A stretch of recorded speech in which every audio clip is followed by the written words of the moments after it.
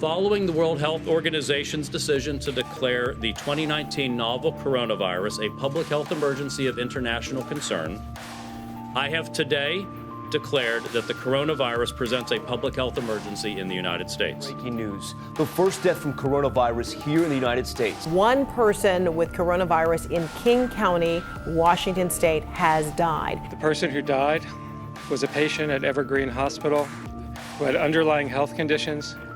It was a male in his 50s. As fears of the pandemic continue to rise, people are scrambling to stock up on supplies, prompting some stores to start rationing how much you can buy. We begin tonight with breaking news. Hawaii has its first case of COVID-19, the coronavirus. We have therefore made the assessment that COVID-19 can be characterized as a pandemic.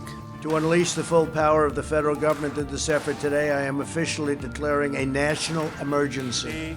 I signed a supplemental to my emergency proclamation for a stay-at-home order for everyone in the state of Hawaii. We do begin with some breaking news. Hawaii has reported its first death from COVID-19. That's according to the state health department.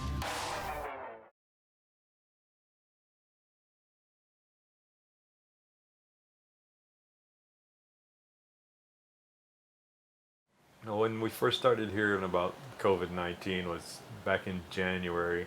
As the news started trickling in, it became a little bit more worrisome. But for a while, the whole country was just distracted by what was going on in Washington, that it just kind of flew under the radar for a little while.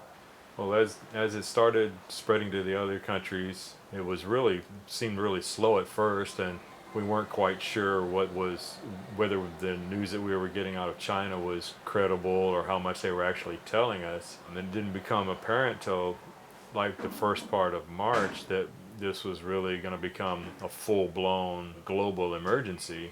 When they finally came out and declared that COVID-19 was a global pandemic, and everyone realized that possibly our lives were going to change drastically in the coming weeks and months, and there was uncertainty then, and there's still a great deal of uncertainty. Even from the early days, we realized that things were going to change, and quickly. Businesses started closing, laying people off.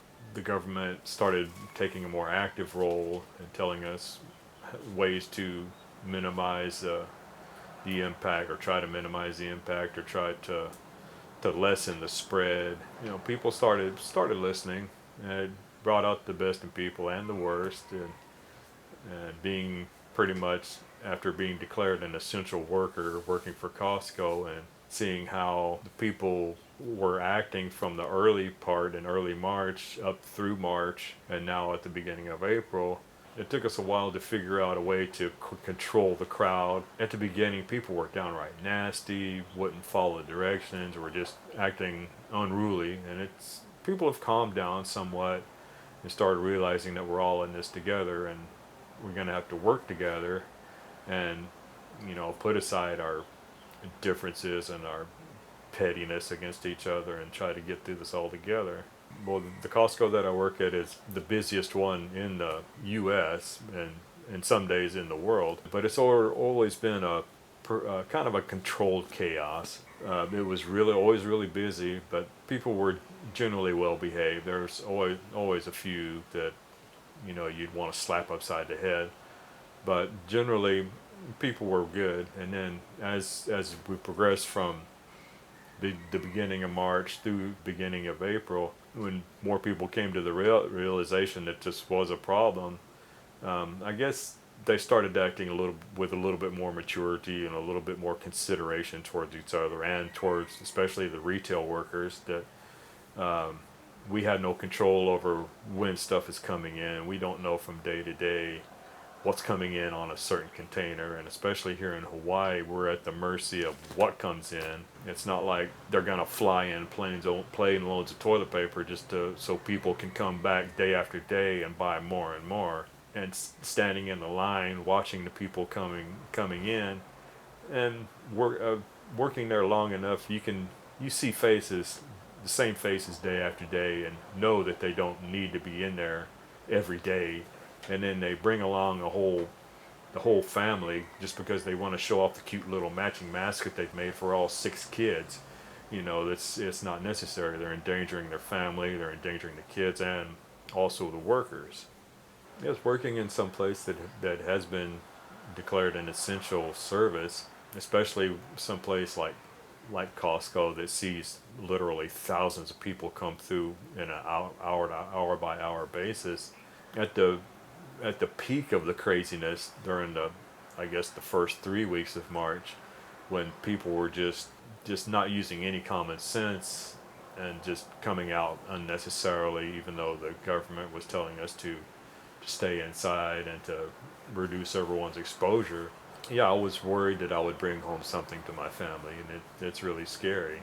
Costco is doing what it feels necessary to protect the employees.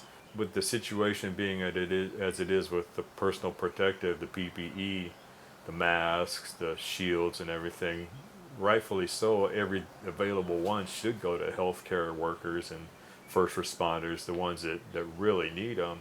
And just within the last few days, when the CDC and the government has said that it's okay to wear a cloth mask, bandanas and the sort, and then just recommending that everyone wear some kind of face mask as we go out. Even up until yesterday, I don't think Costco was encouraging the workers to wear a mask because they feel it sends the wrong kind of image. But right now, it's for everyone's protection to wear a mask in public. And hopefully Costco realizes that and lets the workers wear masks. Are you worried about being unemployed? Yeah, everyone is worried about being unemployed now. Places even like Costco that are essential are nobody's safe. If the company is stable, nobody knows how long this is going to drag out and how they're going to start laying people off, which may come at some point, hopefully not, but even strong, stable companies, if this drags on long enough, are going to become not as stable and not have as much money to throw around. And lower paid workers, the people out in the field, are going to be the first ones to go.